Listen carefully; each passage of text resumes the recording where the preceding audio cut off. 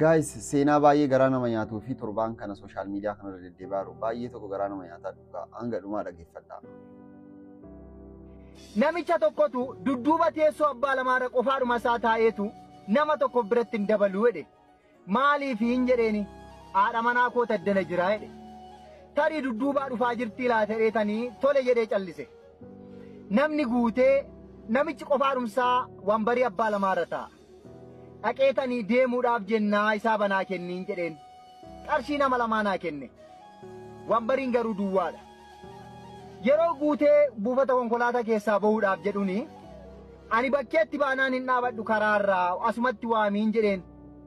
Qarshii keessii kaffaleera waan ta'eef bayii jedhe. Teessoon bar duwwaadha jennaani duwwaa miti haadha manaa koo tasisiraa naan jedhe. Gaaffiin atti ta'e namoonni baay'ee wal gaggaafatu maa inni jedhanii. Calliseetanii cufadhee deemsa jalqabe qarshii koo fudhadheera waan ta'eef jechaadha.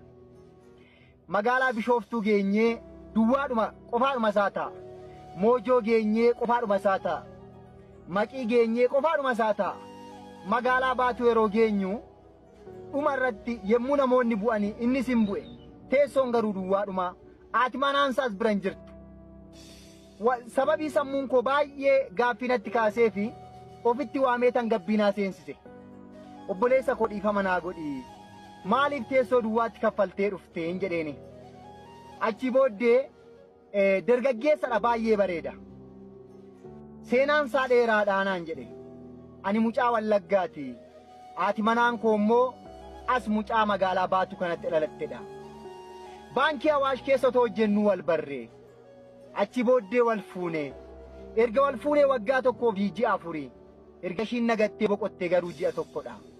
Deemsa irratti na jalaa boqottee mucaan dhalate suni maatii ishii bira jira. Yeroo hundumaa yemmuu magaalaa Baatuu dhufnu teessoo abbaa lamaa sanarra malee hin teessu ishiitu nuu qaba.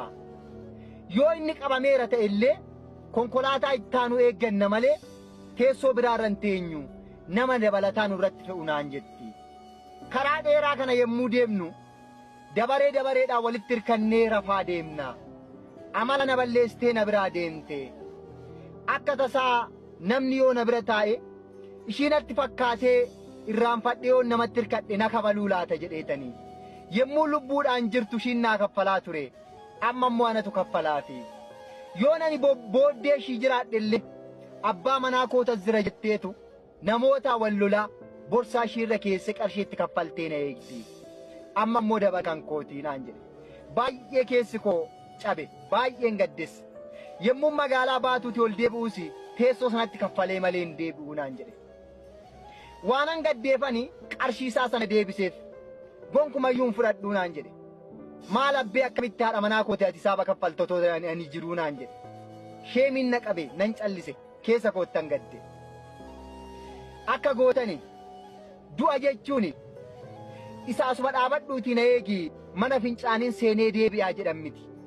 Biyyee seenaniin deebi'anii amma lubbuudhaan jirtanitti wal jaaladhaati wal kunuunfadha. Haati manaa fi abbaan manaa baay'ee akka wal cufanii waliin oodanitti algaa tokkorra rafanii ganama wal biraa deemu. Nam hin beekna namni baay'ee hin himatu malee.